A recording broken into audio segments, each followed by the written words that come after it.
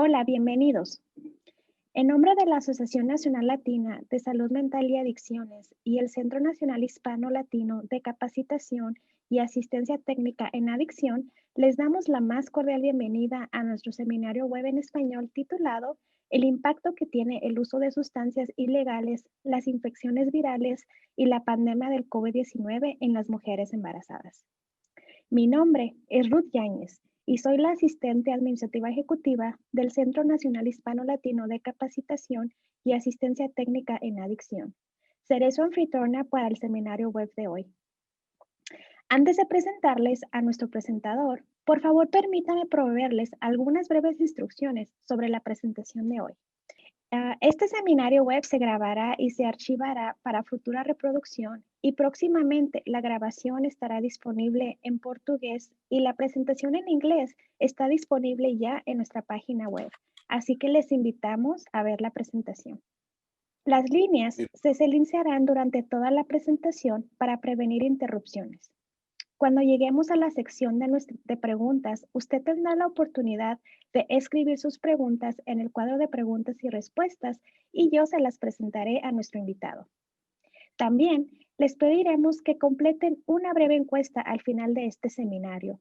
Esta evaluación de satisfacción es importante para el trabajo que hacemos y nos brinda la oportunidad de mejorar nuestros esfuerzos de capacitación.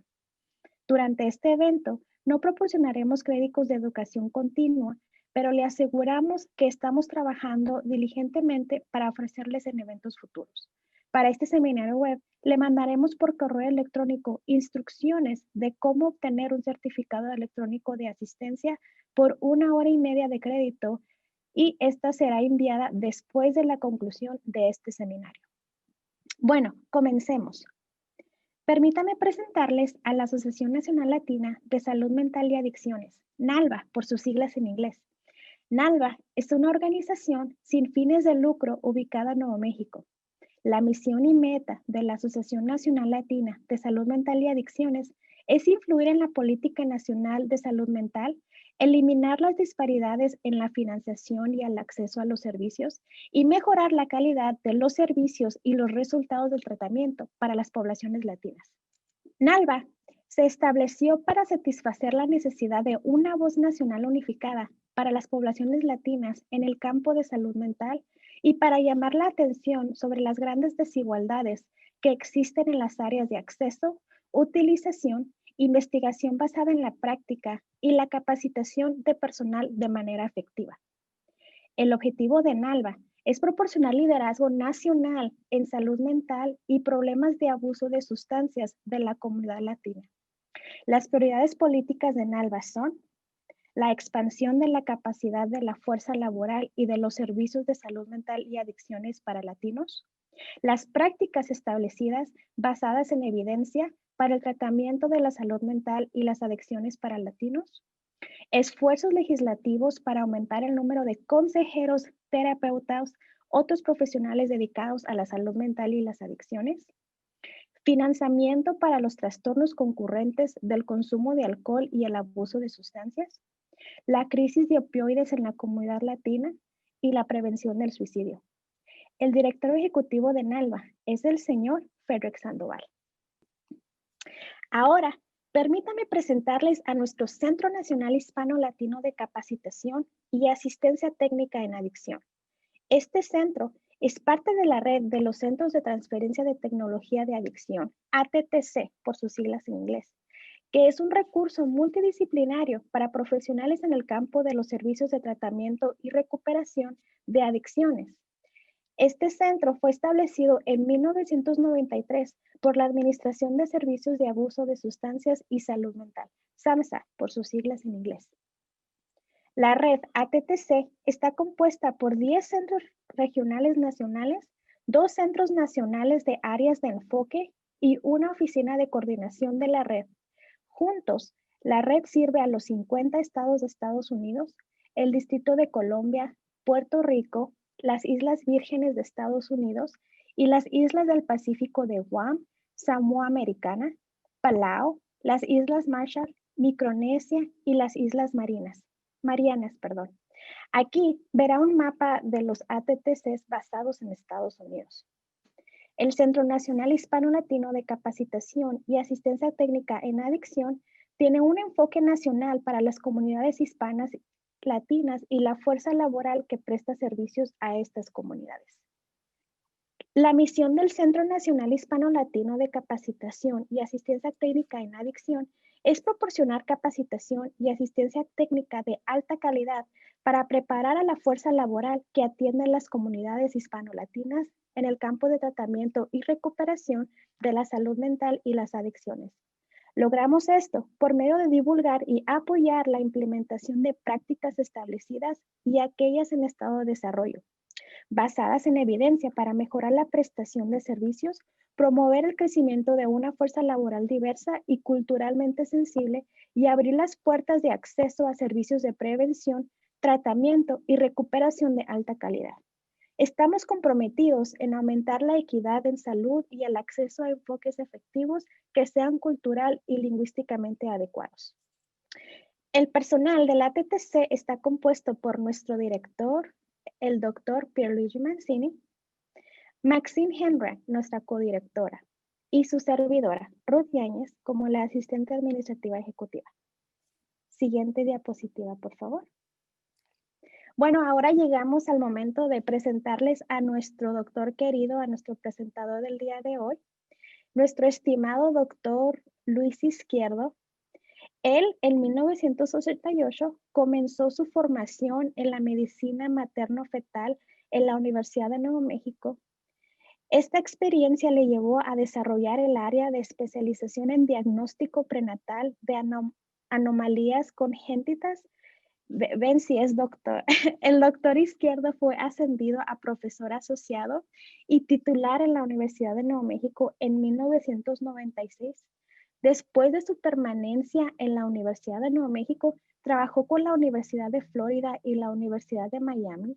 A su regreso a la Universidad de Nuevo México, el doctor Izquierdo fue promovido y dotado de la cátedra L.B. Curé de Obstetricia y Ginecología, División de Medicina Materno-Fetal, y ha dirigido la unidad de ultrasonido para mujeres. Bueno, doctor Izquierdo, espero esas han sido las palabras más científicas que he dicho el día de hoy. Espero que las haya dicho bien. Muchas gracias por estar con nosotros el día de hoy. Así que ahora le doy el micrófono. Muchas gracias, Ruth.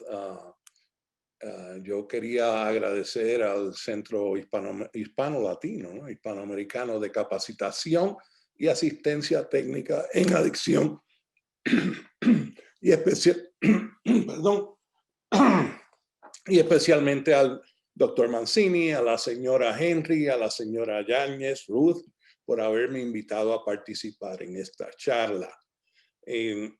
Es un honor para mí. Quería advertirles que nosotros los caribeños hablamos rapidísimo y si estoy en uno de esos traumas avanzando, por favor déjenmelo saber. Y además, pues que puede que diga algún anglicismo que no me gusta decirlo, pero tenemos que contar con eso. No. Bueno, perfecto. Tenemos que hacer unas preguntas de encuesta antes de la charla. La primera es, número 1, el tratamiento de los pacientes con desórdenes de uso de opioides durante el embarazo debe incluir atención sanitaria, servicios sociales, servicios de salud mental o todo lo anterior. Ahí tienen un cuestionario para que contesten. Perfecto. Excelente. Me alegro. Muy bien. Bueno. Es importante los trastornos perinatales por consumo de sustancias, en particular los que involucran los opiáceos o los opioides, se han convertido en un problema muy importante de la salud pública en los Estados Unidos. Y no es una cosa del suroeste de los Estados Unidos, es una cuestión nacional. Hace falta definitivamente una guía integral y basada en evidencia para la prevención y el manejo de estos trastornos durante el embarazo. Y esto está bien resumido, muy bien dicho, en una posición en un artículo que se escribió por varias entidades que se les puede enviar la referencia más tarde. Las tasas de consumo de estas sustancias en el embarazo han aumentado significativamente y las tasas de uso de opioides y opiáceos en las mujeres embarazadas y posparto han aumentado en paralelo. 21% de las mujeres embarazadas inscritas en el Medicaid reciben una receta para medicamentos opioides. Es muy importante que de los años 2000 al 2009, el uso de opiáceos por las embarazadas en el periodo antes de parir aumentó de 1.19 a 5.63 por cada 1,000 nacimientos hospitalarios en el año. Más preocupante aún es el hecho de que 85.4% de las mujeres obtuvieron una receta de opioides después de un parto por cesárea. 4.7% de las mujeres embarazadas reportaron el uso de una sustancia ilícita en el último mes antes de dar a luz. El consumo de sustancias ilegales y diferentes sustancias legales desempeña un papel significativo en las muertes asociadas en el embarazo. Y estas muertes se consideran muertes de mujeres durante el embarazo o dentro de los 365 días posteriores al embarazo por cualquier causa relacionada o agravada al embarazo. En el estado de Texas, el estado de Maryland y el estado de Alaska, el 17%, el 15% y el 22% de las mujeres, de las muertes asociadas al embarazo, se atribuyeron al consumo de sustancias, que es una cantidad significativa, por lo menos en estos 3 estados, y hay que estar pendiente a esos números. Es importante que todas las mujeres embarazadas deben ser evaluadas para detectar el uso de sustancias en la primera visita prenatal. Las pruebas biológicas, cuando se realizan, deben hacerse únicamente con el consentimiento informado de la mujer. En el caso de mujeres que nunca han utilizado opioides o opiáceos, los agentes antiinflamatorios no esteroidales, como el ibuprofeno, etcétera, y el paracetamol, a menos que no estén contraindicados, deben administrarse como tratamiento de la primera línea para el dolor después de un parto vaginal de rutina. Para las mujeres que nunca han utilizado opioides, los medicamentos no esteroidales y el paracetamol también deben administrarse como tratamiento de primera línea para el dolor después de un parto por cesárea. Al recibir el alta al hospital, si una mujer no ha utilizado opioides y requiere opioides para el dolor persistente, se debe aconsejar sobre los beneficios, los riesgos, efectos secundarios y el potencial de uso indebido por estos medicamentos. Si va a recetarlos, se debe recetar un número limitado de estas píldoras. A veces somos culpables, a veces le damos 40 pastillas de oxicodona a una paciente para que se vaya para la casa. ¿Y qué es lo que pasa? Se tomaron 2, dejaron el pote allí en la cocina, alguien lo coge, lo vende en la calle, $30 por pastilla. Y ese es uno de los problemas graves que tenemos. A todas las mujeres embarazadas con desórdenes de uso de opioides se les debe ofrecer terapia de mantenimiento con metadona o buprenorfina. El manejo de dolor para las pacientes o las mujeres que están tomando opioides para el dolor crónico o que tienen un desorden de sustancias durante el embarazo y después del parto implica que debemos emprender un enfoque multidisciplinario que debe incluir una consulta con anestesia. Se debe fomentar la analgesia o anestesia neuroaxial durante el trabajo de parto. Y esto pues mayormente es una anestesia epidural o en caso necesario lo que llamamos anestesia raquídea o una anestesia espinal. Un poco más, y el manejo de desórdenes de uso de opioides durante el embarazo requiere un enfoque que involucre una amplia gama de servicios, como los servicios que nos ofrece ustedes. Servicios de salud, servicios sociales y servicios de conducta para abordar las complejas necesidades de esta población. Se han descrito dos modelos médicos sociales para manejar estas pacientes. Y una es el manejo de cuidado colaborativo y el otro modelo es una clínica de one-stop shopping, de una parada o una clínica integral donde se le ofrezcan a estos pacientes todos los servicios que necesiten. Dado que el consumo de sustancias en el embarazo es común, que las consecuencias del uso indebido de estas sustancias son sustanciales y que hay intervenciones de tratamiento disponibles, está justificado el cribado de las mujeres embarazadas para el consumo de drogas y alcohol. Nos referimos al cribado como un cuestionario administrado universalmente y diseñado para determinar quién está a alto riesgo de tener un trastorno por consumo de sustancias durante el embarazo. La prueba, esto es importante, y la prueba biológica puede ser útil solo en situaciones seleccionadas. No se recomienda realizar pruebas biológicas universales a las mujeres embarazadas.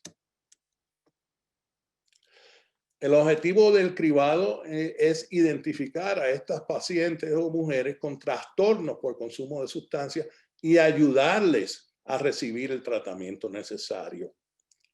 Hay un sinnúmero de pruebas para la detección y el cribado de estos pacientes. El que recomienda el Colegio de Obstetras y Ginecólogos Americanos es un cuestionario, pero se ha demostrado que tiene serias limitaciones y se está investigando otro tipo de cuestionario. La prueba de DAST-10 es un cuestionario de detección general del consumo de sustancias de 10 elementos. Las medidas de mérito del DAST-10 con la puntuación límite de 1 para cualquier consumo de drogas mostraron una sensibilidad de 47% y una especificidad de 82%. Nada, lo que quiere decir es que 47% la probabilidad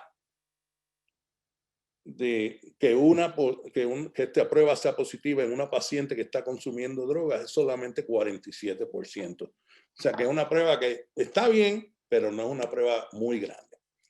La otra prueba es la prueba de las 4 Ps, en la cual le añadieron el 4P Plus y contiene las siguientes preguntas a los padres. ¿Alguno de tus padres tuvo un problema con el consumo de alcohol o drogas? ¿Alguno de tus amigos tiene un problema con el consumo de alcohol y otras drogas? ¿Tu pareja tiene problema con el consumo de alcohol o las drogas?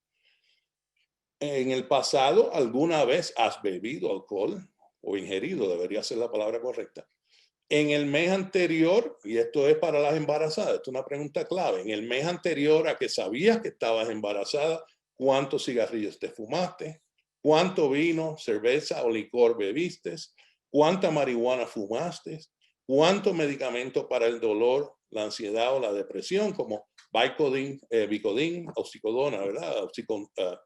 Valium, el diazepam o la oxicodona tomaste? Son preguntas bien importantes. Hay otro perfil, otros perfiles de riesgo de consumo de sustancias en el embarazo. Uno de los que está mayormente recomendado, que se llama CRAFT, C-R-A-F-F-T,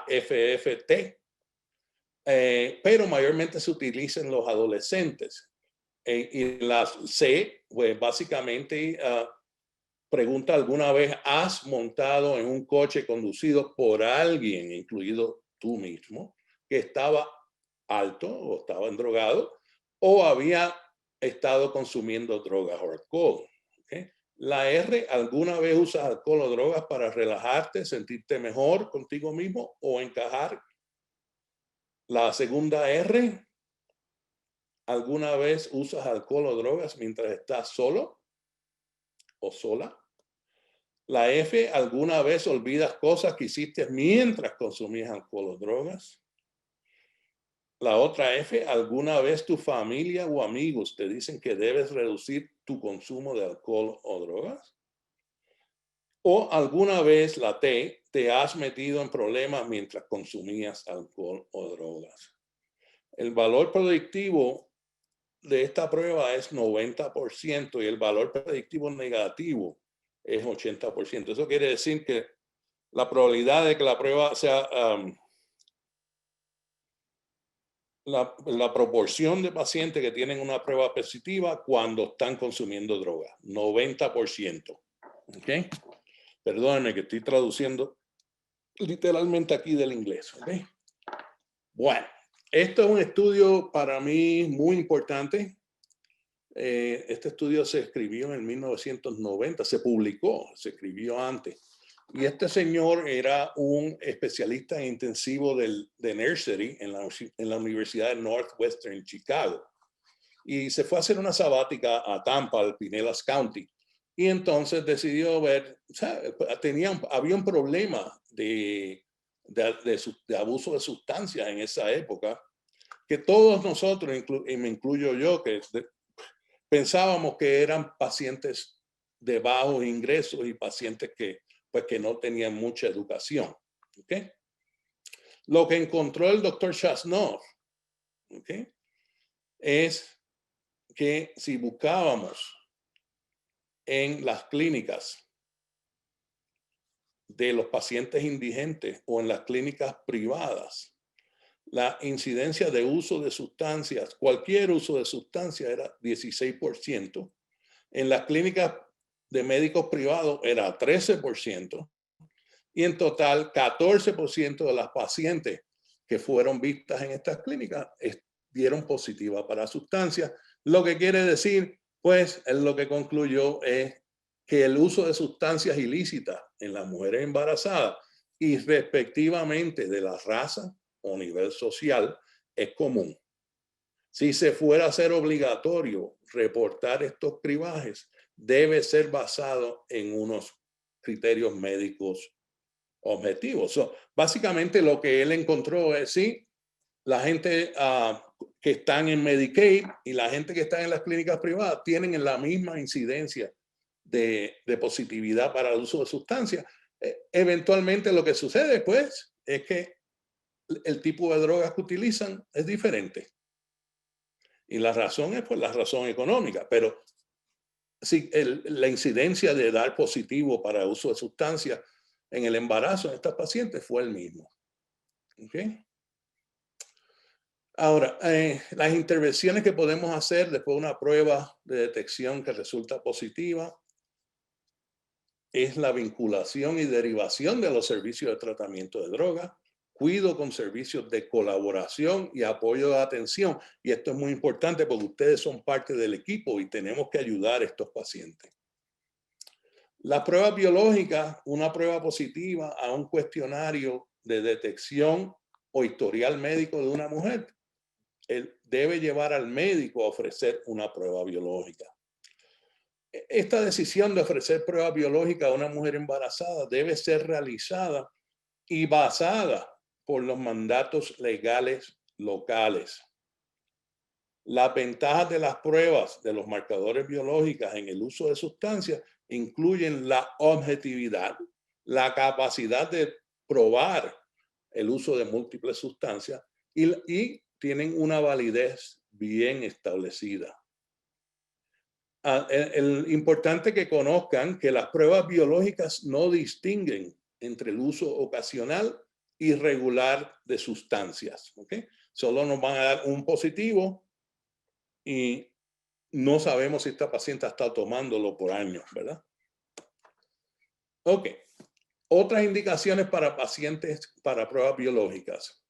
Paciente inconsciente, paciente que está dormido a mitad de una oración o muestra evidencia de estar intoxicada, paciente sin atención prenatal en el momento del parto, paciente con evidencia física de uso de inyección, las marcas de la pista, los tracks de las inyecciones, paciente con infecciones inexplicables en los tejidos blandos y comúnmente la endocarditis bacteriana, como parte del tratamiento de un paciente al que se le está recetando metadona para evaluar cualquier uso separado o continuo de opioides u otras sustancias, y eso lo vemos comúnmente. En el momento del parto, en que un paciente previamente identificado como que había utilizado ciertos medicamentos ilícitos o medicamentos recetados de manera inadecuada. Es importante esta parte aquí, especialmente en las embarazadas, en pacientes con complicaciones clínicas agudas durante el embarazo, como el desprendimiento de la placenta o hipertensión grave e inexplicable. Y esto lo vemos básicamente a diario con el uso de la cocaína y el uso de la metanfetamina. ¿Cuál es la historia nuestra de Nuevo México? Bueno, esto pues básicamente aquí nos habla de las muertes relacionadas a drogas, ¿ok? Y la realidad es que a partir del 2001 hasta el 2017, las muertes no intencionadas por el uso de drogas ha aumentado básicamente linealmente en los últimos 17 años. Ahora, si buscamos las muertes por sobredosis, por edad, sexo, raza, etcétera, buscamos en los hombres, la mayoría eran hispanos, en este caso. Buscamos en las mujeres, 16%, la mayoría está entre los afroamericanos y los hispanos. Y si buscamos en total, pues estamos ampliamente representados en este tipo de droga. Entiendan los que no son del suroeste de los Estados Unidos, que en el estado de Nuevo México, por ejemplo, lo que hay son como 2,5 millones de habitantes. 40% de nuestros clientes o pacientes son hispanos, ¿ok? O sea que, pero sí estamos representados altamente en esa data.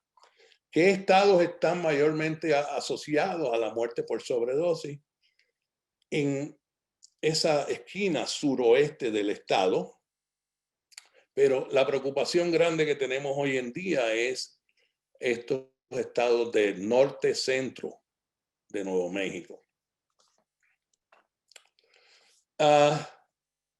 Las visitas relacionadas a sobredosis de opiáceos en el estado de Nuevo México del 2013 al 2017 aumentaron significativamente, se han estabilizado un poco, pero todavía está elevada. Si buscamos las visitas relacionadas a la sala de emergencia por sobredosis, en los varones 66, en los hispanos, aquí en los afroamericanos están incluidos también, los hispanos en las mujeres 41.4. El total, los hispanos estamos altamente representados también por estas visitas relacionadas a sobredosis a la sala de emergencia. Y otra vez vemos la distribución en la parte norte central del estado de Nuevo México, donde el problema que estamos viendo es bastante más grande. Aquí en la Universidad de Nuevo México, en la Escuela de Medicina, se creó una clínica que se llama Milagro, el Proyecto Milagro. Perdón. Ok. Y esta es la promoción que ellos dan y le dice si está embarazada y lucha contra el abuso de sustancias, está tomando una decisión correcta buscando atención en la clínica Milagro. ¿Okay?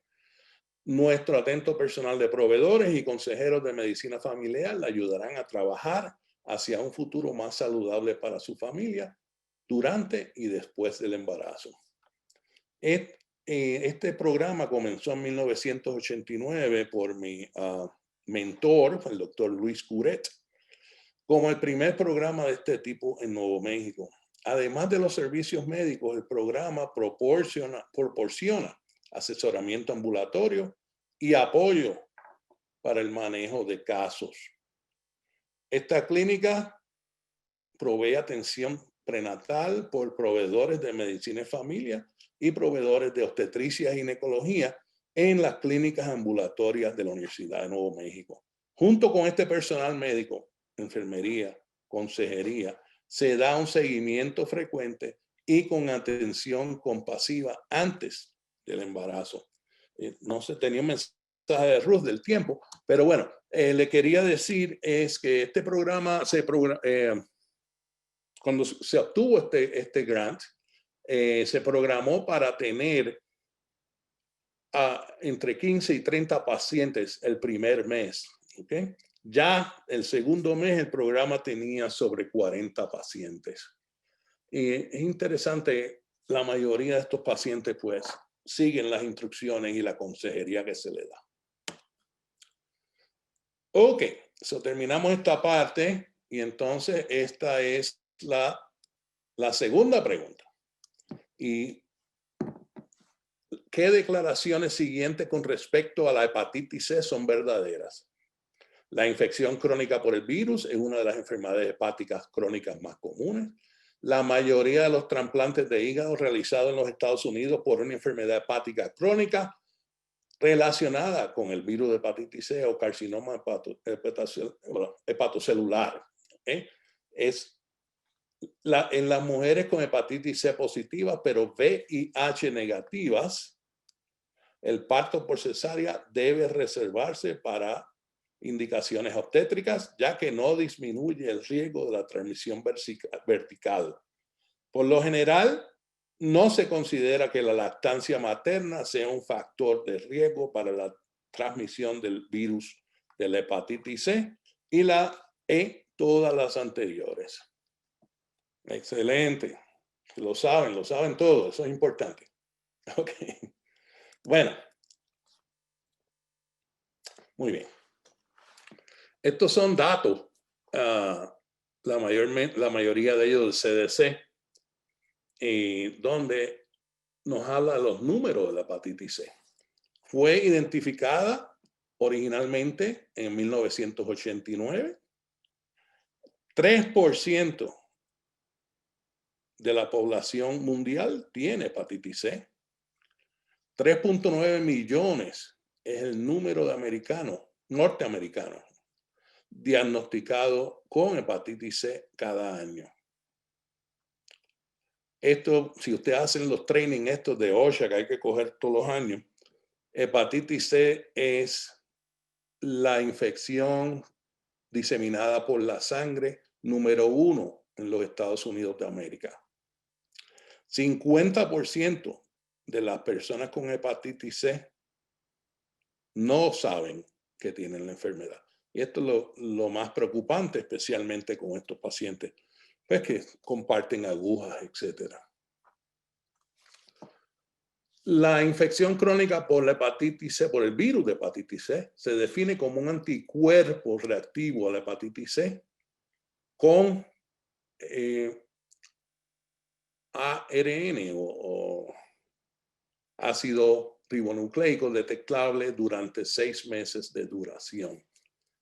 La infección por el virus crónico de la hepatitis C es una de las enfermedades hepáticas crónicas más comunes y representa 5 muertes por cada 100,000 habitantes en los Estados Unidos en la encuesta de datos más reciente del 2014.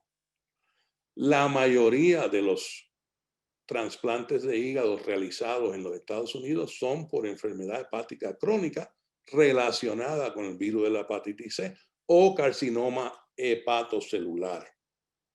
Las complicaciones de esta infección crónica con hepatitis C, esto es lo más importante que hay que hablarle a los pacientes, incluyen cirrosis, fallo hepático o insuficiencia hepática y carcinoma hepatocelular. El virus se adquiere principalmente a través del contacto con sangre infectada. La transmisión del madre a bebé puede ocurrir en alrededor del 5% del tiempo.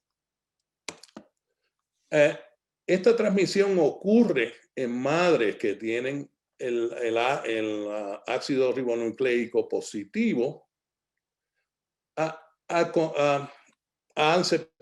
separadamente de las pacientes que solamente tienen el anticuerpo positivo, pero el ARN negativo. O sea que son las pacientes que tienen una carga viral significativa con un anticuerpo positivo, son las que están más a riesgo de transmitir esta enfermedad. El riesgo de transmisión, al igual que con el VIH, es en parte relacionado con el nivel de viremia, eso es lo que yo le estaba diciendo del ARN, en el momento del nacimiento. Esta es una pregunta que hacen frecuentemente las pacientes y la transmisión de madre a lactante se diagnostica con mayor frecuencia por la presencia de anticuerpos del virus y la carga viral del virus después de los 18 meses de edad. También pueden ser diagnosticadas por carga viral detectable en 2 ocasiones con una separación de 3 a 4 meses después de que el bebé tenga 2 meses de edad. Y la razón por esto es que los bebés hasta los 2 meses de edad están con las defensas de la madre, ¿no? Que le pasaron a través de la placenta y es importante que tiene que ser después de los 2 meses de edad. La coinfección con el VIH, la alta carga viral materna, se asocian con el mayor riesgo de transmisión. Y esto es bien importante. No sé cómo están las incidencias de VIH en sus comunidades. Aquí en Nuevo México tenemos mucha hepatitis C. Gracias a Dios todavía no tenemos mucho VIH. Pero esto es lo que pasa con estos pacientes, ¿no? Tiene una infección con la hepatitis C o va a tener una infección crónica en 85% de los pacientes, o el cuerpo puede combatir esa infección y eliminarla en 15% de las situaciones. Aquí vemos qué sucede en los pacientes que tienen infección crónica.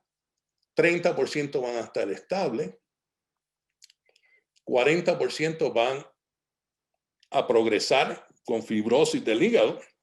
Eso lo que quiere decir es que el hígado se dañó y poco a poco va a fallar. O una progresión fibrótica rápida que ocurre en 30%. Y todos estos 2 parámetros llevan a una cirrosis compensada. 20% son crónicamente infectados y se decompensan 4% y le da cáncer a 1.5%. Y estas son las 2 preocupaciones, ¿no? Que vienen estos pacientes con una cirrosis terrible y los que desarrollan el cáncer del hígado.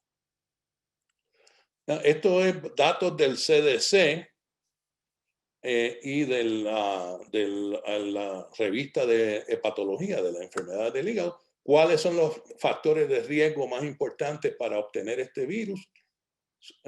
Uso intravenoso de sustancias, transfusiones de sangre, relaciones sexuales con un usuario de drogas intravenosas. Esto es interesante, haber estado en el bote, en la cárcel, por más de 3 días, por cuestiones religiosas, y eso yo nunca lo había visto, pero bueno, y se cortan, estos pacientes se cortan y pueden adquirir este virus. Estar en contacto con un objeto con sangre. Incluso se habla de las orejas, las pantallas, ¿no? Los aretes, y en diferentes partes del cuerpo. Y esto obviamente, yo entiendo que esto se refiere a pacientes que hacen esto en lugares que no guardan asepsia para poder hacer estos pinchazos y poner esos aretes. ¿Okay? Las mujeres embarazadas con hepatitis C deben ser examinadas para la coinfección del VIH, hepatitis B, así como otras infecciones de transmisión sexual. Estamos viendo un regreso de la sífilis en este país y está asociada grandemente a VIH y a hepatitis C. También se recomiendan exámenes de sangre para medir la función del hígado, en las transaminasas, bilirrubina, albúmina y recuento de plaquetas y el tiempo de protrombina. Protrombina es un mecanismo, parte de la coagulación que depende de la vitamina K. Y estos son gente que al hígado fallar, el tiempo de la protrombina, el prothrombin time, va a estar elevado también. O sea, no coagulan, sangran mucho. Se debe considerar con firme la derivación y mediación de la hepatología del ácido ribonucleico cuantitativo o la carga viral y o el genotipo de hepatitis C para el asesoramiento sobre el riesgo de transmisión de la madre al bebé y la consideración eventualmente para el tratamiento. Los pacientes con infección crónica por hepatitis C tienen alto riesgo de insuficiencia hepática y ya se les demostré. Si se infectan con otras formas de hepatitis viral, se añade a esta infección. También se recomienda la detección de la inmunidad para hepatitis A y la hepatitis B y la vacunación si no son inmunes. Vamos a hablar de la vacunación por la pandemia más tarde, pero es importante. En mujeres de edad reproductiva con hepatitis C crónica se debe considerar el tratamiento antes de que queden embarazadas con por lo menos 8 a 12 semanas. Esto es importante particularmente si tienen fibrosis hepática avanzada, cirrosis compensada o complicaciones graves extrahepáticas de la hepatitis C. No se recomienda el embarazo con pacientes con cirrosis decompensada.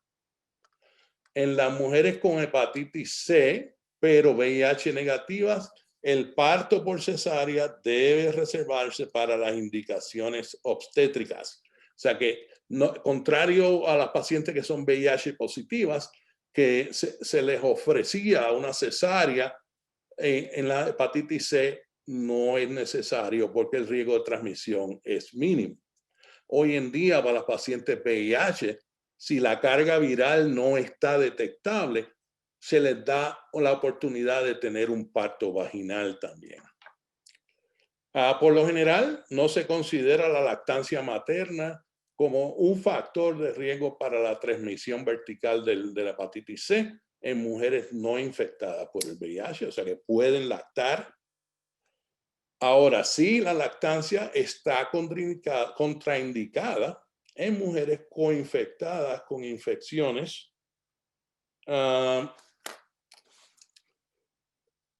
de hepatitis C y el VIH. Importante que el tratamiento de hepatitis C debe considerarse durante el posparto en todos los pacientes infectados. Y a veces estos pacientes pues se van del hospital volando, se quieren ir para la casa para dejarle el bebé a la abuela e irse por ahí de fiesta otra vez. Pues es muy importante que se considere aconsejarles que deben tener ese tratamiento. Esto me vuelve aquí esta data del CDC a hablar de todos los riesgos, ¿verdad? Cuáles son los que se le debe hacer hepatitis C, pero añadieron este historial. Yo pues no podría decir esto categóricamente porque el problema posiblemente este historial de tatuaje y body piercing se asocia a personas que han estado en prisión o algún tipo de lugar que no sea limpio. ¿Okay? Bueno, ¿qué es lo que pasa en el estado de Nuevo México con estos pacientes? Bueno, el mayor riesgo es inyectarse medicamentos sin receta, usar drogas callejeras no inyectables, exposición a la sangre por compartir agujas, contacto con personas infectadas con hepatitis C, y esto en la cárcel por más de 24 horas, y el resto pues siguen bajando, ¿ok? Pero estos son los grupos que tenemos que tratar para seguir previniendo esa infección. Now, ¿qué hemos hecho en el estado? Una de las cosas que se han creado en el centro del estado es un intercambio de inyecciones o agujas para promover que se inyecten estas sustancias de una manera que sea segura para ello y así poder reducir el tratamiento de la hepatitis C y la transmisión. Hace varios años, como teníamos esta cantidad grande de hepatitis C en el embarazo, pues se creó a través de la Escuela de Medicina de la Universidad de Nuevo México un proyecto que se llama el proyecto ECO y que existe en otros estados, ¿ok? Y este proyecto lo que usa es telemedicina para así poder equipar, y perdone que no traduje esta diapositiva, para así poder equipar al equipo de médicos primarios en las áreas rurales con el conocimiento que es necesario para proveer un cuidado de salud de alta calidad. Esto fue creado por el doctor Sanjeev Arora, que además de ser un ente social, es un especialista en hígado en el departamento de gastroenterología de la universidad. Y esto fue aparte de un grant dado por la fundación de Robert Wood Johnson. Se cogió su primer fondo en el año 2009. En el país hay 175 proyectos de ECO que alcanzan a 46 comunidades alrededor de los Estados Unidos. Alrededor del mundo, 34 países. O sea, que es un proyecto muy importante. Y el uso primario de este proyecto ECO fue evaluar en áreas remotas la hepatitis C. El proyecto ECO ofrece capacitación en prácticas y tratamientos médicos especializados a los proveedores de atención primaria en áreas rurales a través de la tecnología de la videoconferencia. También se facilita una amplia gama de programas en apoyo de los trastornos de salud mental, el abuso de sustancias, la educación y mucho más. Y aquí están ustedes altamente representados. Ellos están siempre disponibles a ayudarles y recibirles en este proyecto. Este programa busca abordar la prevalencia de hepatitis C en el estado. Las clínicas se involucran con médicos de atención primaria de todo el estado con el fin de promover el tratamiento de la hepatitis C en estas poblaciones aisladas. Los que no son de Nuevo México saben que la segunda ciudad más grande en el estado está a 60 millas al norte de Albuquerque, que es la capital del estado, la ciudad de Santa Fe. O sea, que aquí hay lugares que son 200, 300 millas que no tienen acceso al cuidado médico. Los proveedores de atención primaria que participan en este programa son capaces de presentar información del paciente a sus compañeros y luego desarrollan de forma colaborativa un plan de tratamiento basado en las recomendaciones de los especialistas en el centro. Después que se establece un plan de tratamiento individualizado de la hepatitis C para cada paciente, se realizan los seguimientos para presentar el estado del tratamiento del paciente, para transmitir problemas relacionados con la salud y para alterar el plan de tratamiento según sea necesario, para así maximizar la oportunidad del paciente para una posible cura. Y este es el link, el enlace para este proyecto. Son muy amables ellos y en cualquier cosa que ustedes necesiten ayuda, yo sé que ellos van a estar disponibles. Ok, por aquí vamos a las otras preguntas. Ok, los siguientes conceptos de infecciones por el COVID-19 durante el embarazo son ciertos exceptos. SARS-CoV se transmite principalmente a través del contacto de las personas y a través de las gotas respiratorias. Se ha demostrado que las personas asintomáticas, presintomáticas y sintomáticas propagan el virus. El CDC recomienda que todas las personas tomen medidas para prevenir la propagación de este virus, practicando lavado de manos, distanciamiento social o una cubierta facial o una máscara, ¿no? Donde están alrededor de otros. Las mujeres de color, específicamente las mujeres latinas o negras, continúan siendo afectadas proporcionalmente con la morbilidad y mortalidad materna grave. O la otra alternativa es todo lo anterior. Ok. Bien. Yeah. Excelente. Y es importante porque cada vez que abrimos el periódico o ponemos las noticias, yo dejé de poner las noticias por la política y por el COVID. No las quiero oír. Es una cosa deprimente. Pero bueno, es importante estar al día con esto.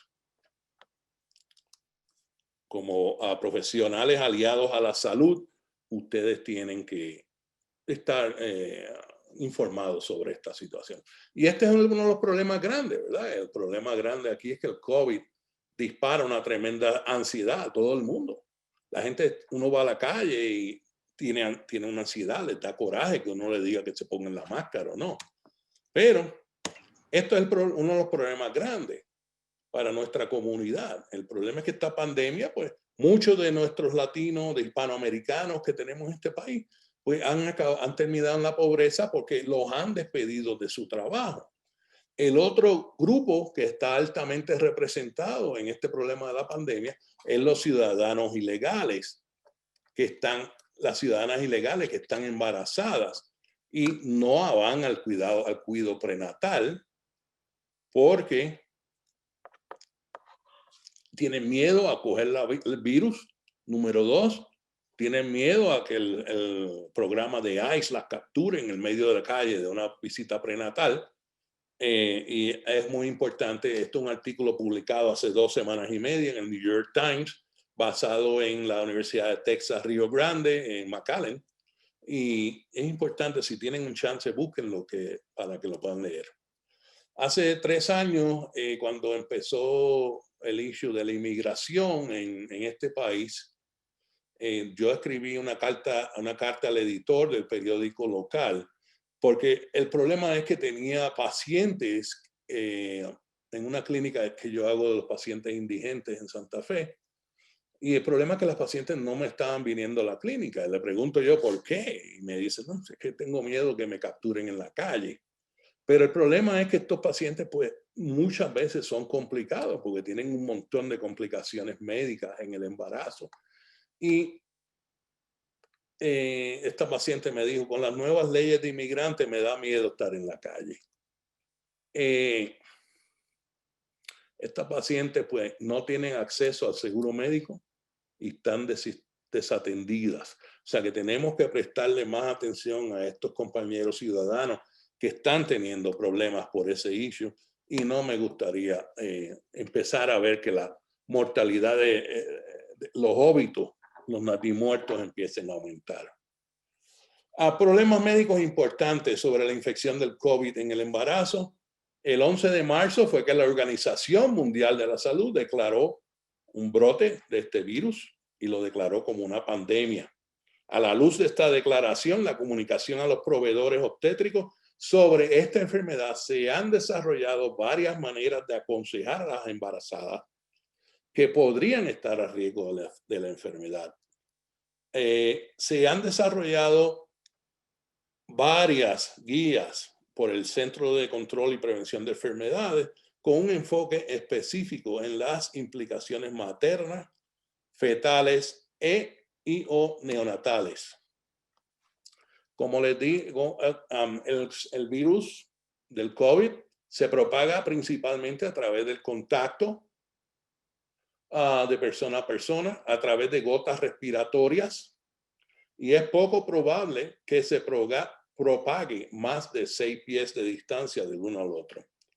La transmisión puede ocurrir a través de gotas aerolizadas que permanecen suspendidas en el aire, por contacto con superficies contaminadas y por vía fecal oral, que eso todavía está cuestionable, pero el CDC habla de eso. Actualmente se desconoce si el virus se puede propagar a través del semen o las secreciones vaginales. Se ha demostrado que las personas asintomáticas, presintomáticas y sintomáticas propagan el virus. ¿Okay? Y yo le voy a enseñar unos datos de Nueva York en un minutito aquí. Las medidas de prevención de infecciones son de vital importancia para prevenir la propagación de este virus. El CDC ha recomendado que todas las personas tomen medidas para prevenir la propagación, practicando el uso y lavado frecuente de manos, el distanciamiento social y el uso de una máscara o una cubierta facial cuando están alrededor de otros. Cada vez hay más evidencia de que los pañuelos de tela, las máscaras de tela y las máscaras faciales ayudan a evitar que las personas propaguen el virus.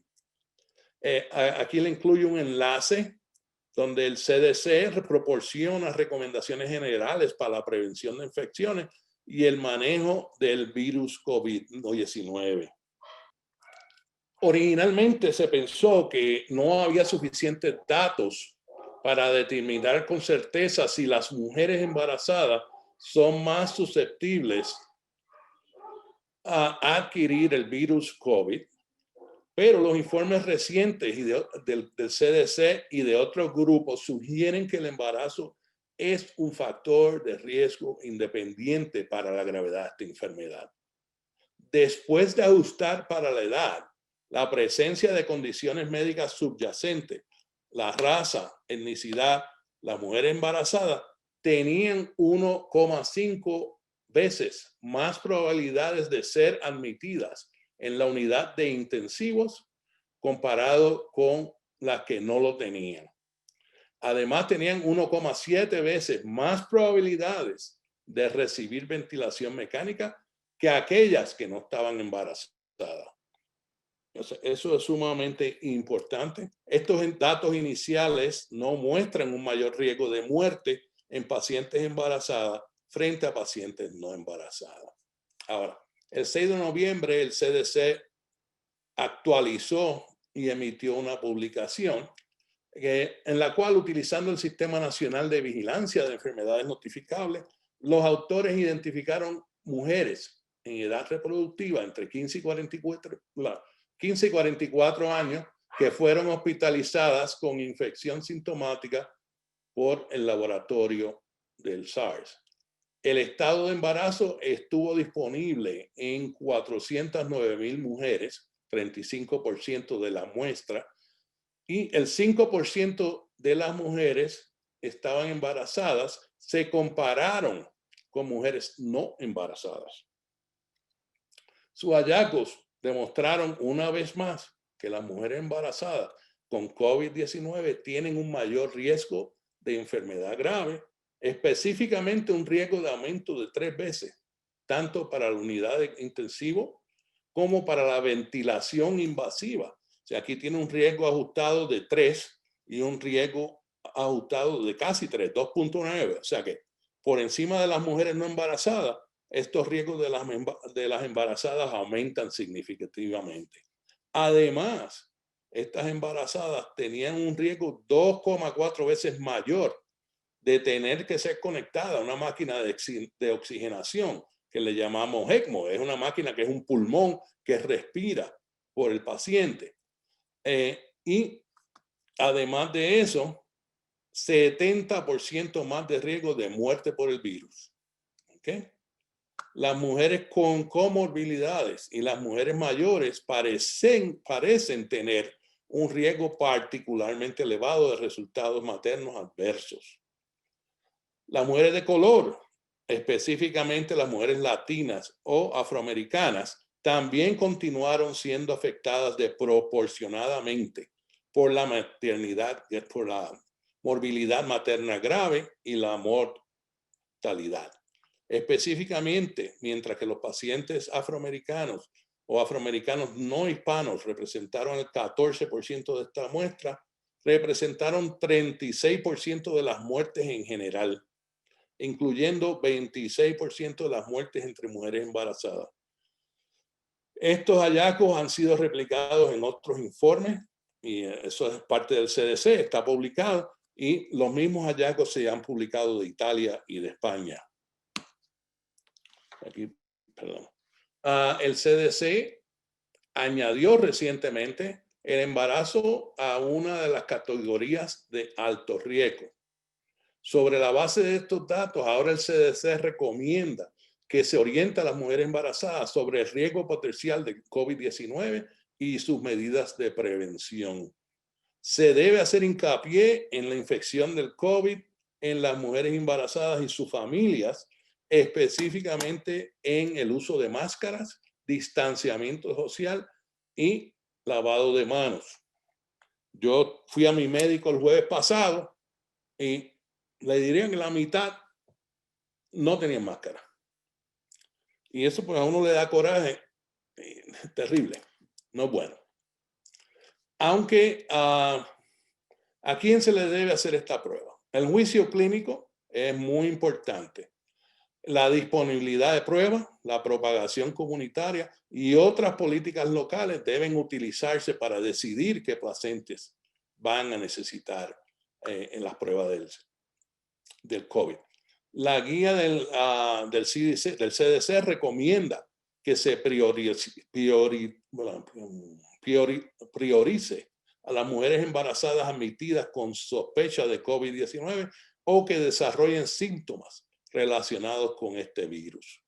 Es probable que las recomendaciones de las pruebas del COVID-19 cambien con frecuencia, y eso todos los días tenemos una información nueva, especialmente que el lunes pues se administró la primera vacuna en Estados Unidos, así que es muy importante seguir leyendo estos informes continuamente.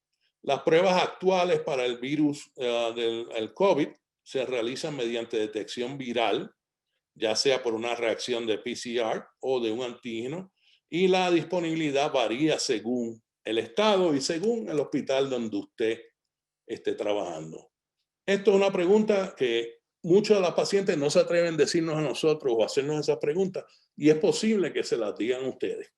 ¿Okay? Los datos sugieren, en cuanto a la transmisión en el útero del virus, los datos sugieren que los receptores establecidos para la entrada del virus en las células se expresan mínimamente dentro de la placenta. O sea que los chances de que ese virus entre por la placenta son menores y básicamente no existentes. Lo que indica que es poco probable que el virus infecte la placenta y que la transmisión en útero puede ser menos probable. Es importante que entendamos que las limitaciones de los datos disponibles y la naturaleza novedosa de este virus, y que los datos robustos de las mujeres que se infectaron con el virus en el primer trimestre o principio del segundo trimestre del embarazo aún no están disponibles. El riesgo de aborto espontáneo con infección de este virus en el primer trimestre no ha demostrado ninguna diferencia con la no infección. ¿Okay? O sea que no tenemos evidencia de transmisión en el útero, y además el riesgo del aborto espontáneo no está aumentado. Bueno, en Inglaterra se ha hablado de los mortinatos asociados con la infección del COVID. En Estados Unidos de América, el CDC reportó una tasa de parto prematuro de 8.9% entre 43,000 nacimientos y una tasa de mortinatos de 3.2% en las mujeres embarazadas con el COVID. ¿Okay? Esta incidencia no es diferente a la incidencia nacional. De 10 a 12% de las mujeres embarazadas se van de parto prematuro. Sin embargo, la Sociedad de Medicina Materno-Fetal continúa recomendando a los pacientes con condiciones de alto riesgo a recibir la atención prenatal y toda la vigilancia prenatal necesaria cuando se indiquen en esta pandemia. La evidencia muestra que los riesgos para los trabajadores de la salud pueden mitigarse con el uso adecuado de equipo profesional de protección. Se estima que 330,000 trabajadores asociados con la salud están embarazadas o están recientemente posparto durante esta pandemia. No existen datos disponibles sobre las trabajadoras profesionales de la salud embarazadas que estratifique el riesgo por exposición, gestación, comorbilidades subyacentes o riesgos sociodemográficos. Las trabajadoras profesionales de la salud deben seguir las pautas de evaluación del riesgo del CDC y el control de infecciones con exposición potencial a pacientes con sospecha o confirmación del COVID.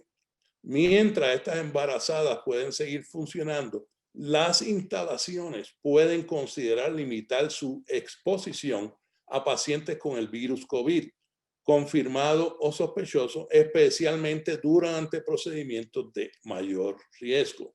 Sin embargo, en un estado rural como Nuevo México, donde hay una carga grande de enfermedad, el personal es limitado. Esto tiempo para darle a estos pacientes podría ser no factible.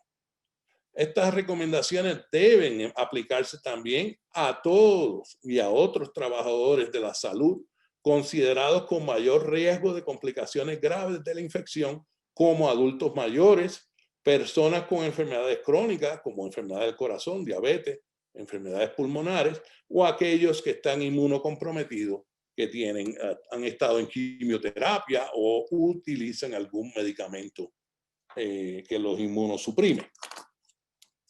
Vamos a ver. Ok, ya estamos terminando, Ruth. Se analizaron las mujeres.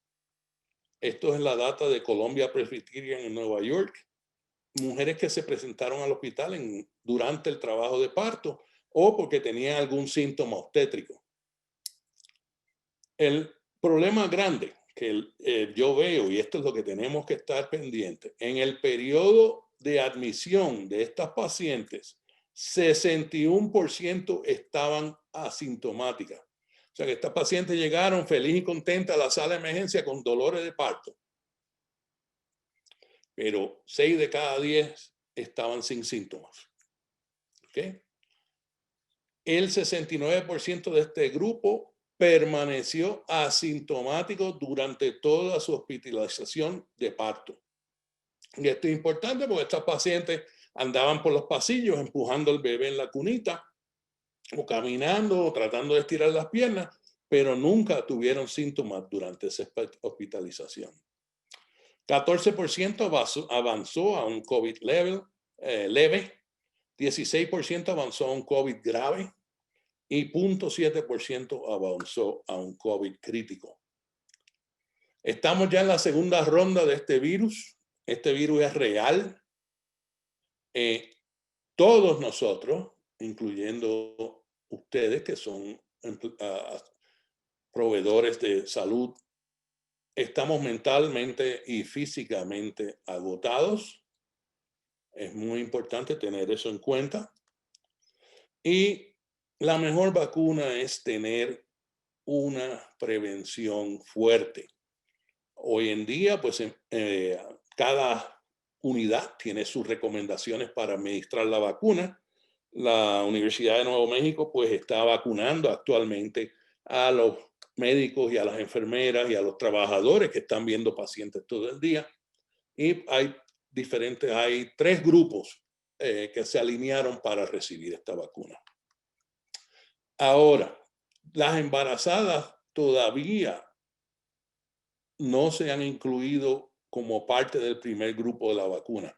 Se está peleando esto. La Sociedad de Medicina Materno-Fetal y el Colegio Obstetras Ginecólogos Americanos ha recomendado que sí, que se incluyan en el primer grupo de vacunas por la razón de que vamos a tener, las embarazadas tienen esta alta incidencia de acabar en un unidad intensivo o de acabar en un ventilador. Así que pronto veremos algunas recomendaciones sobre eso.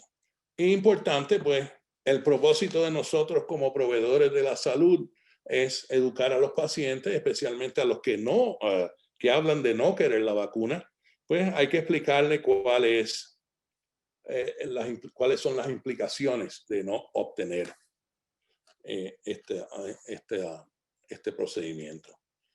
Es importante aprender sobre el COVID-19 para optimizar la atención de nuestros pacientes y usted protegerse. Estas condiciones nos proveen un panorama que cambia rápidamente y toda la información nueva se seguirá actualizando frecuentemente.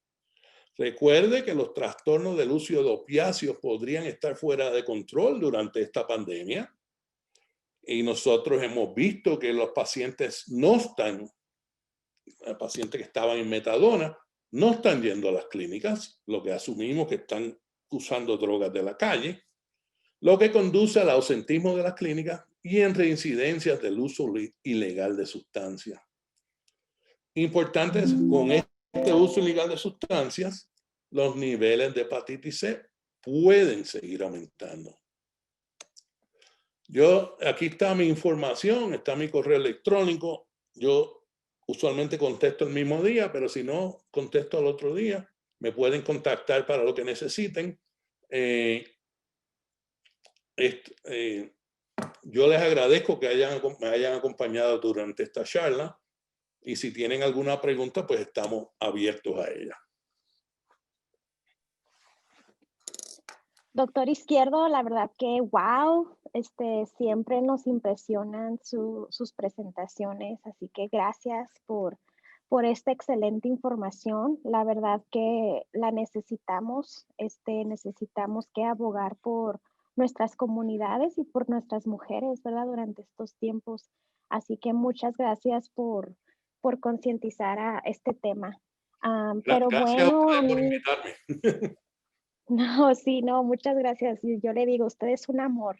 Qué honor el haberlo conocido y el poder seguir trabajando con usted. La verdad que ha sido un gran honor para mí. Muchas gracias. Pero bueno, compañeros, gracias por estar con nosotros el día de hoy. Gracias por seguir con nosotros. Doctor Izquierdo, hemos tenido mucha conversación en el chat y tenemos varias preguntas, así que le voy a hacer la primera pregunta.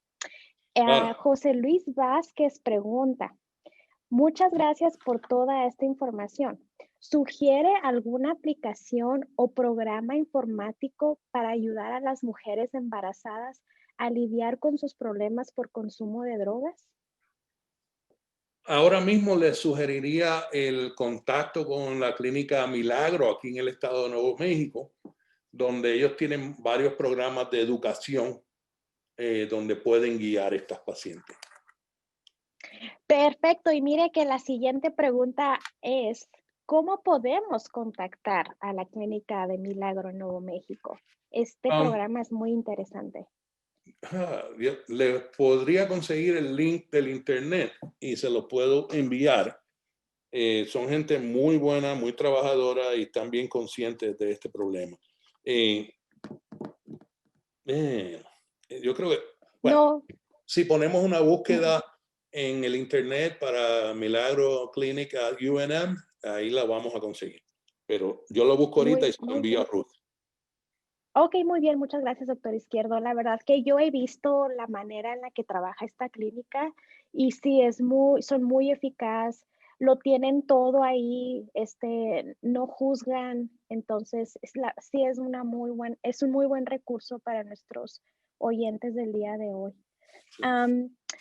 Bueno, Damelis Rauseo, y perdón si no pronuncié ese nombre bien, también tiene una pregunta y un comentario.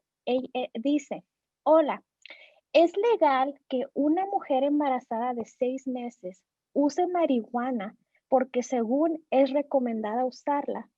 como psicóloga, yo le comenté que es perjudicial para ella, tanto para su bebé, y qué pasaría con ella, porque automáticamente ella le está haciendo daño a su bebé y también a ella. Esto ocurre en Venezuela. Sí, es una cosa bien interesante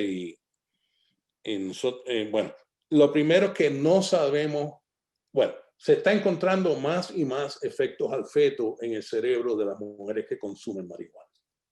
El problema es que no sabemos si esta marihuana fumada eh, la, la fumigan con agentes que pueden causar estos problemas o es la marihuana como tal. Entonces, pues ha habido en los Estados Unidos, incluso aquí en Albuquerque, tuvimos un fiscal que todas estas mujeres que daban positivo a la droga las quería enjuiciar y meterlas presas. Mm, Eso es un guacamole. problema grave porque también están violando la autonomía del paciente en cuestiones éticas. Y entonces, pues, se ha debatido, no se está haciendo eso más. Desgraciadamente, muchas de estas pacientes son capturadas utilizando drogas y se ponen en la cárcel y nosotros, pues, entonces la vemos en el embarazo. ¿Okay? Wow, no, sí. Pero es un área bien controversial. Se me perdió el nombre de la persona que hizo la pregunta, pero es un área bien controversial. No, muchas gracias por esta información y la verdad que sí es un área muy controversial el uso de marihuana. Am, pero bueno, gracias por su respuesta, doctor Izquierdo. Y especialmente, Ruth, en algunos estados que han aprobado el uso de la marihuana legalmente, ¿no? Eso es otro Sí, cuento. Pero no, no, sí, la verdad que sí, porque igual puede haber mucho conflicto acerca de si el uso es bueno o no es bueno. Bueno, me imagino todo el conflicto que hay en estos momentos por eso. Am, pero mira, aquí tengo otra pregunta. Le digo, nos están llegando las preguntas. Todos están muy activos en la conversación, así que me gracias a alegro, me todos. alegro. Y como médicamente no sabemos mucho sobre estas Sí, condiciones en el embarazo y socialmente y mentalmente tampoco sabemos mucho. sí, no, sí, claro. Mira, tenemos otra pregunta. Sandra Hutchings dice, ¿sabe qué porcentaje o qué tan común es el uso de sustancia de cualquier tipo en adolescentes embarazadas hispanas?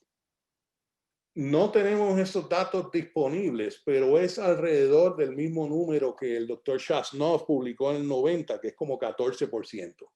El Oh, problema es wow. que hoy en día no podemos hacerle pruebas a estas embarazadas como era en el año 90, que dame la muestra de orina que te hago la prueba. Hoy en día, pues uno tiene que informarle al paciente y que te firme un consentimiento para obtener esa prueba.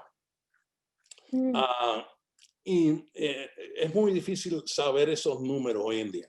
Ahora, aquí en Albuquerque existe una escuela pública para las adolescentes embarazadas, y se me olvidó el nombre ahora mismo, donde la siguen y yo entiendo que le hacen pruebas para el uso de sustancias ilegales. mm, ok. Y si quiero compartir que nuestro centro ATTC sí estamos abogando mucho para que las investigaciones que se están llevando a cabo incluyan a miembros a nuestros miembros latinos hispanos. Entonces, porque sabemos que necesitamos más datos específicos hacia nuestra comunidad. Entonces, sí es algo por lo que estamos abogando hasta ahorita. Y, Entonces, muchas gracias. y para añadirle eso, Ruth, yo creo que Nuevo México va a ser un estado pionero en esto, porque, por ejemplo, en la comunidad nativo americana es bien visto estar embarazado de adolescente. En la comunidad hispana, pues no es bien visto, pero hay muchas embarazadas adolescentes. Yo me imagino Sí, que veremos algunos datos de esto. sí, no, esperemos. Mira, otra pregunta. Guadalupe González pregunta, doctor, ¿cuál es su opinión sobre la aplicación de la vacuna para el COVID-19? mucha gente argumenta que no es posible que puedan tener una vacuna efectiva en tan poco tiempo. Bueno, estas vacunas se han estudiado casi hasta la tercera etapa y los datos que hay disponibles sugieren que sí, que provea una cantidad significativa de protección contra esta bacteria. ¿Sabemos los efectos de estas bacterias en las embarazadas? No lo sabemos, pero sí sabemos que si somos empleados de la salud, que estamos a bien alto riesgo de que nos contraiga, de que nos ataque este virus y tener problemas. Pero a este punto es la mejor data que hay. Aquí en este país se compró la más eficiente, hay otras vacunas y yo me imagino que vendrán otras vacunas mejores, pero por el momento el gobierno lo que quiere hacer es tratar de vacunar 70% de la población antes de junio, para ver si podemos empezar a parar el reguero de este virus por las comunidades. Otra importante nota es decirle a los pacientes y a ustedes que esta vacuna no es un virus atenuado, ¿ok? Como la vacuna del sarampión o la vacuna de la papera y todas estas cosas. Es una vacuna basada en el ácido ribonucleico que entra al núcleo de la célula y protege que sus células se dañen. O sea que en realidad es una vacuna que no debería causar mayores problemas.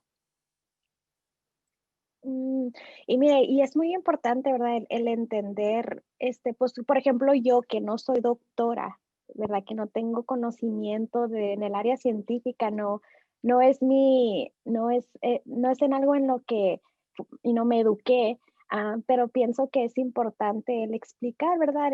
Como usted dice, saber cómo funciona la vacuna, cómo funciona el virus, Ujú. para que nuestra comunidad pueda tener fe en la vacuna, en los procedimientos que están tomando a la salud pública, ¿verdad? Es importante y ahora mismo es que estamos empezando a ver los materiales educativos de la vacuna para todos nosotros poder entender, porque yo cada vez que leo esto me quedo dormido, pero, pero es importante que sí se están publicando estos panfletos y estos sobretiros que nos dan toda la educación de este virus y de la vacuna. Y si van a la página del CDC, ahí tienen varios folletos ya para la educación de nosotros como trabajadores de la ciencias de la salud y para los pacientes que están explicados en un poquito más simple término. Sí, como digo, como dices tú, la educación es poder. Am, Definitivo. tengo otra, tengo otra pregunta de José Luis Vázquez, y de hecho esta pregunta ha salido por varias personas. Él pregunta, ¿las mujeres, las embajadas y o consulados de países hispanoamericanos ofrecen algún servicio de apoyo para mujeres embarazadas que consumen drogas? Y hace tiempo tuvimos un seminario web para ventanillas de salud, que los anfitriones fueron los consulados mexicanos. Entonces, yo les recomendaría, Ventanillas de Salud es un muy buen programa, y cada consulado debe de tener a su representante, bueno, los consulados mexicanos tienen a su representante, pero ellos también pueden orientarlos a qué recursos se encuentran en su comunidad. Y doctor Izquierdo, no sé si usted sepa de algún otro recurso para mujeres embarazadas que consumen drogas. Sí, bueno, aquí en el estado de Nuevo México, básicamente todos los pacientes son considerados ciudadanos y no discriminamos si son ciudadanos ilegales o no, y son atendidos igualmente. Por ejemplo, Mm, la ciudad de Santa Fe tiene un programa que se llama La Familia, que la gobernadora paga, donde pues se le da un estipendio a cada clínica, a cada hospital, para proveer servicios de salud integrales a estos ciudadanos. Si hay algún otro programa específico para eso, es posible que Las Cruces tenga algún programa para eso, pero yo creo que ellos crearon un sistema igual al de Santa Fe. Ah, ok. Bueno, doctor Izquierdo, amigos, hemos llegado al final de nuestro seminario web. Una vez más, muchas gracias por su presentación y sabemos que no pudimos contestar todas las preguntas, así que les animamos a contactar a nuestro doctor Izquierdo directamente si tienen alguna otra pregunta. Por lo pronto, comuníquense con nosotros para obtener más información sobre nuestros proyectos y para solicitar capacitación y asistencia técnica gratuita. Al concluir este seminario web, cada uno de ustedes será redirigido a otra página web para completar la evaluación. Apreciamos su participación. Créanme que su opinión es importante para nosotros, así que les pedimos que se tomen un momento para completar esta evaluación. Gracias nuevamente por unirse a nuestro seminario web. El impacto que tiene el uso de sustancias ilegales, las infecciones virales y la pandemia del COVID-19 en las mujeres embarazadas. Doctor Izquierdo, una vez más, muchas gracias. Entonces nos vemos, que tengan un lindo día. Hasta luego. Muchísimas gracias a todos ustedes por prestarme atención.